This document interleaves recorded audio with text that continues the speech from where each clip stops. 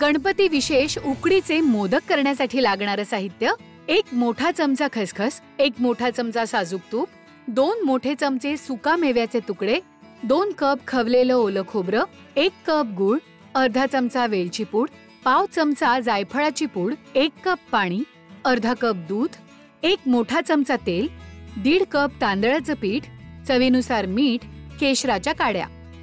साजूक तुपात सुका मेवा, ओल्या नारळाचा चव परतून घेत यात गूळ घालायचा आणि शिजवून घेत यात वेलची पूड, जायफळ, मीठ, खसखस मिसळून घेत हे सारण थंड करायचं. आता पाणी आणि दूध मिसळून घेत यात तेल घालायचं आणि उकळी आली की यात तांदळाचं पीठ आणि मीठ घालत उकड काढायची आणि मळून घ्यायची.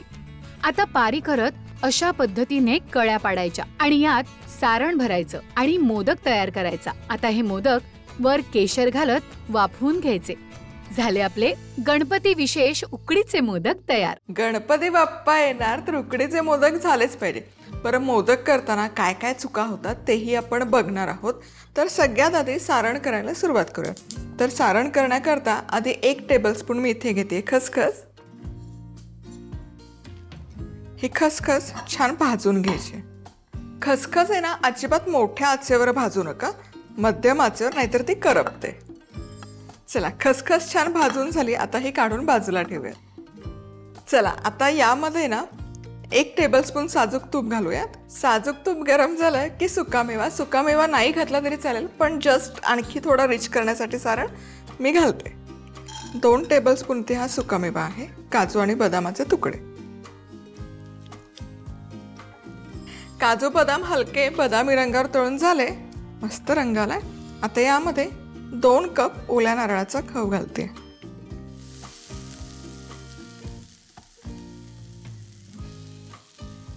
हे सारण आहे ना, एक 7-8 मिनिटं छान परतून घ्यायचं तुपावर मंद आचेवर. त्यामुळे काय होतं, यातला ओलसरपणा हलका कमी होतो आणि सारण आपलं फार पचपचित होत नाही आणि चवदारही लागतं आणि टिकतंही खूप दिवस. चला, आता हे ओला नारळाचा खव एक 7-8 मिनिटं भाजून घेतला आणि बघा, रंग अजिबात बदललेला नाही. याचा रंग आहे तसाच आहे, पण हलकासा कोरडा कोरडा झालाय. आता या स्टेजला यामध्ये 1 कप गूळ घालूयात. आता गूळ खोबऱ्यासोबत छान जिरवून घ्यायचा. गूळ घातल्यावर एक 7-8 मिनिटच हे परतून घेतलंय. आता इथे आणखी एक महत्त्वाची टीप आहे. गूळ घातल्यावर खूप नका शिजवू. गूळ विरघळला की आणखी एक 4-5 मिनिटं. काय होतं ना, जितकं तुम्ही हे शिजवत राहाल तितका गुळाचा पाक होतो, तो कडक होतो आणि सारण मग फार असं रसरशीत नाही राहत, सुकं होतं. ते टाळण्याकरता 7-8 मिनिटं अगदी पुरेशी आहे. आता यामध्ये गॅस बंद करून वेलची पूड अर्धा चमचा, पाव चमचा जायफळ. गुळाचा पदार्थ आहे, जायफळ गेलंच पाहिजे, बहारदार स्वाद येतो जायफळाचा. चिमूटभर मीठ पण घालू शकता. आणि खसखस अशी वर्ण घातली ना की त्याचा पोत किंवा ते टेक्स्चर आहे ते छान उठून येतं सारणात. आता हे सगळं मिसळूयात. चला, आता उकड काढूयात. तर उकड काढण्याकरता सगळ्यात आधी 1 कप पाणी घ्यायचं, अर्धा कप दूध घालूयात. प्रमाण अगदी गरजेचं आहे, त्यामुळे 1.5 कप मी इथे पिठी वापरते, तर 1.5 कप इथे 1 कप पाणी आणि अर्धा कप दूध. दुधामुळे काय होतं, उकडला पांढरा शुभ्र रंग यायला मदत होते. उकड आपली छान अलवार राहते, मौसूद राहते आणि दिवसभर किंवा 2 दिवस ठेवली तरी खराब नाही होत. आता यामध्ये साजूक तूप तुम्ही घालू शकता, पण मी 1 चमचाभर तेल घालते. तेल का, उकडीची जी पारी असते त्याला चकाकी यायला मदत होते, म्हणून तेल. आता पुढची आणि अगदी महत्त्वाची टीप आहे की तांदूळाची पिठी बनवायची कशी. सुवासिक तांदूळ घ्या. मी इथे आंबेमोहोर हायली रेकमेंड करते. आंबेमोहोर नसेल तर दुसरा इतर तांदूळ घ्या, पण तो सुवासिक असावा. स्वच्छ धुवायचा तांदूळ, रात्रभर सुकवून घ्यायचा फॅनच्या हवेखाली, उन्हात ठेवू नका. आणि मग गिरणीमध्ये दळण्यापूर्वी त्यामध्ये 1 चमचाभर साबुदाणा घाला, मोठा चमचाभर तरी, किंवा 1 छोटी वाटी. साबुदाण्यामुळे काय होतं ना, त्याला मऊपणा येतो, पांढरा शुभ्र होतो आणि किती वेळ जरी ठेवला तरी तो अलवारच राहतो आणि कापसासारखा मऊ राहतो. चला, त्याला उकळी आली. आता गॅस अगदी मंद आचेवर करते आणि यामध्ये लगोलग तांदूळाची पिठी घालायची, 1.5 कपच, आणि यावर थोडंसं मीठ म्हणजे पिठीला चव छान येईल. आता हे पटकन मिसळून घ्यायचं. चला, पिठी मिसळून झाली की झाकण ठेवायचं. तर गॅस सुरू ठेवायची गरज नाहीये, गॅस लगोलग बंद करायचा. 5 मिनिटं फक्त हे गरम तव्यामध्ये मुरण्याकरता ठेवूयात. बरोबर 5 मिनिटं झालेत, बंद गॅस करून उकड मुरण्याकरता ठेवली होती.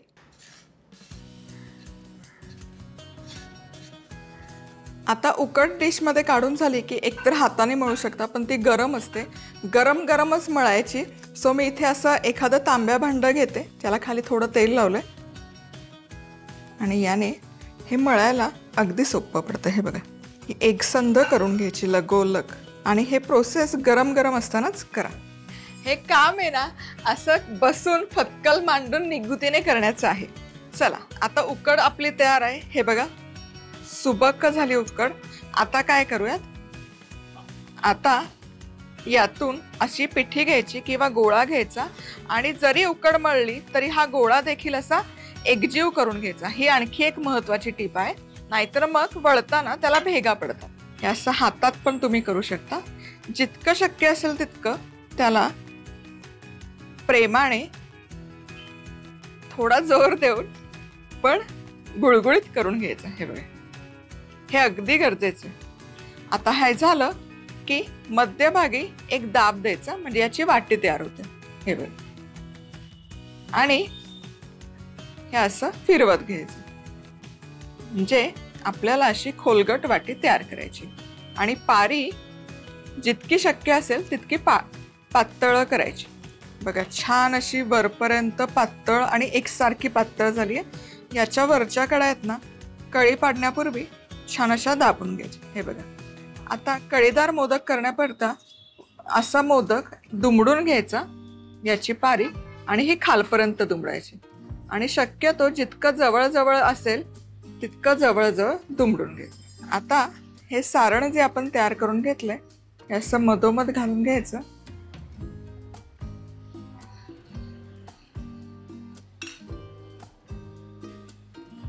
आणि हे मोदक छान असे एकसारखे करून बंद करून घ्यायचे. हे बघा, एका दिशेलाच फिरवा, म्हणजे मग त्याला कळ्या मोडत नाही आणि छान कळीदार मोदक तयार होतात. हे बघा, वा वा वा.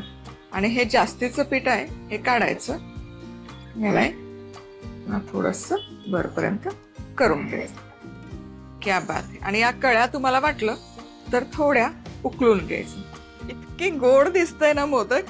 आता हे याच प्रकारे सगळे मोदक तयार करायचे. पिठी तुमची जुळून आली ना की मोदकही कमाल जुळून येतो. चला तर मग सगळे मोदक इथे तयार आहे. या प्रमाणामध्ये 13 मोठे गुबगुबीत कळीदार मोदक व्यवस्थित तयार होतात. आता मोदक वाफवायचे कसे तुम्हाला सांगते. स्टीमरमध्ये पाणी गरम करण्यासाठी ठेवलेलं आहे. आता इथे प्लेट घेतली, त्यावर केळीचं पान घातलंय. केळीचं पानाऐवजी सुती कापड जरी घेतलं तरी काही हरकत नाही. एक एक मोदक घ्यायचा, त्याचा जो बेस आहे तो पाण्यामध्ये हलकासा डीप करायचा, बुडवायचा, आणि मग तो केळीच्या पानावर ठेवायचा. आता पाण्यामध्ये बुडवणं ही अगदी महत्त्वाची टीप आहे. का? त्यामुळे काय होतं, एकतर मोदक चिकटत नाही, दुसरी गोष्ट मोदक कितीही वेळ जरी ठेवला तरी त्याला तडा जात नाही आणि मऊ लुसलुशीत आणि रसरशीत राहतो. त्यानंतर अर्थातच ते छान आणखी देखणे दिसावे, सुबक व्हावे याकरता प्रत्येक मोदकवर थोड्या थोड्या केशरच्या काड्या लावलेल्या आहेत. केशरचा रंग मोदक वाफवत असताना इतका कमालीचा उतरतो ना, खूप अफलातून दिसतं, म्हणून ते घातलेलं आहे. चला, आता हे आपलं सगळं तयार आहे. पाणी पण वाफवलंय. आता मोदकाचा प्लेट यावर ठेवूया. पुढची पण खूप महत्त्वाची टीप, मध्यम आचेवर उकडीचे मोदक वाफवून घ्यायचे. उकड काढली आहे त्यामुळे तांदूळाचं पिठी छान शिजली आहे. फक्त ती आणखी त्याला तुकतुकी व्हावी आणि छान मऊ व्हावी याकरता ती वाफवत आहोत. 8 ते 10 मिनिटं मध्यम आचेवर पुरेसे होतात. 15 मिनिटं 20 मिनिटं अजिबात करू नका. घड्याळाचा काटा लावा. 8 ते 10 मिनिट परफेक्ट आहे. का कारण सांगते, तुम्ही जर जितकं जास्त वेळ शिजवाल ना तितकं ती तांदूळाची पिठी वातूड होत जाते, त्यातलं पाणी बाहेर येतं आणि थंड झाली की वातुडतं. ती अशीच मऊ लुसलुशीत राहावी असं तुम्हाला वाटत असेल 8-10 मिनिटं खूप आहे. चला इथे बरोबर 8 मिनिटं मध्यम आचेवर मी हे वाफवून घेतले. गॅस बंद करते. आहा हा हा, काय दिसतायत, कमाल. मस्त चकाकी आली आहे, मस्त वाफवले गेलेत आणि केशरचा तर रंग इतका कमाल उतरलाय. वा वा वा. खायचे कसे सांगायची गरज आहे का? गरमागरम वाफाळता असा हा मोदक, साजूक तुपाची धार आणि मस्त असा आस्वाद घ्यायचा. हे मोदक रूम टेम्परेचरवर देखील 2 दिवस छान टिकतात, अजिबात वातोड होत नाही आणि असेच मऊ लुसलुशीत राहतात.